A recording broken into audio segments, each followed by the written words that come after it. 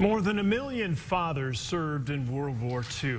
By the time the war was over, nearly 200,000 children were left without a dad. They were given the name war orphans. In a special report tonight, Cassandra Webb shares the story of one Arkansas war orphan and the father who never came home.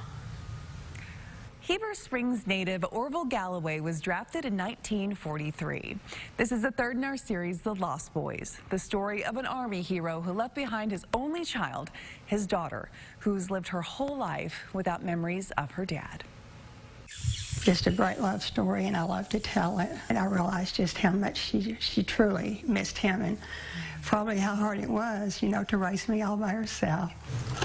Inside a box at Doris Hudson's house, I call it my little treasure chest, lives a romance. And she kept all of the letters that gives Hollywood a run for its money.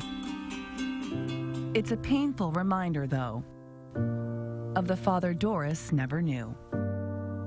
You go to school and everybody brings their fathers to all the events and all, and it was hard. But then, you know, as I got older and realized, no, he's not coming home. Growing up, Doris held on to this photo of her dad, Orville, like a lifeline.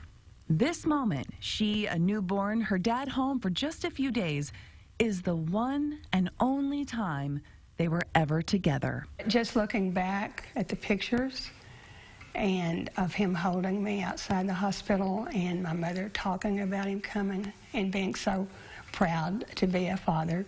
Knowing she was once in the loving arms of her father for just a little bit has made all the difference. That's been in my mind all these years. I wouldn't take anything in the world for the pictures and the memories, you know. Doris is a member of a club no one chooses to join.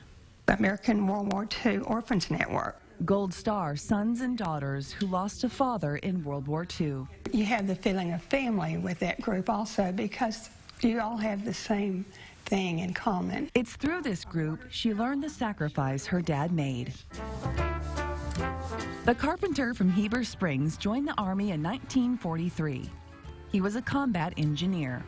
There was no way to know a mostly mundane letter Orville wrote about the weather. He was so looking forward to coming home. Would be his last. She had written him back, and it was returned. Just a year after being drafted, Orville was headed to France to help rebuild the destruction left by D-Day just 13 days prior. Their ship actually took the place of another ship because they were having engine problems. It was June 19th, 1944, just off the Normandy beachhead. Doris's father was on the lower level of the flat-bottom boat, the LST 523. The ship hit a mine in the English Channel, blowing it completely in half. There was no one on the lower level that survived that. More than 100 crew members died in the incident. Many were lost at sea, including Orville. Doris's dad was gone.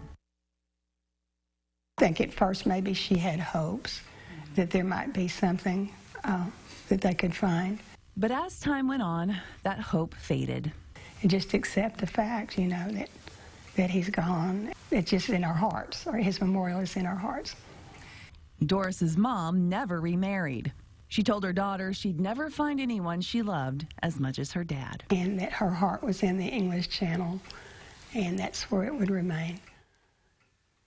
Now, Doris didn't know her father, but she does know his death was honorable. There's nothing greater, I don't think, that anyone can give except their lives. Can't think of anything but pride when you think of that. The war orphan leaves flowers on her dad's memorial. Because he's just as much a part of me, even though I didn't know him that long. Even though she knows his remains aren't there. That stone that you put on the ground is just a memorial for them. And they're not truly there anymore. They're somewhere else.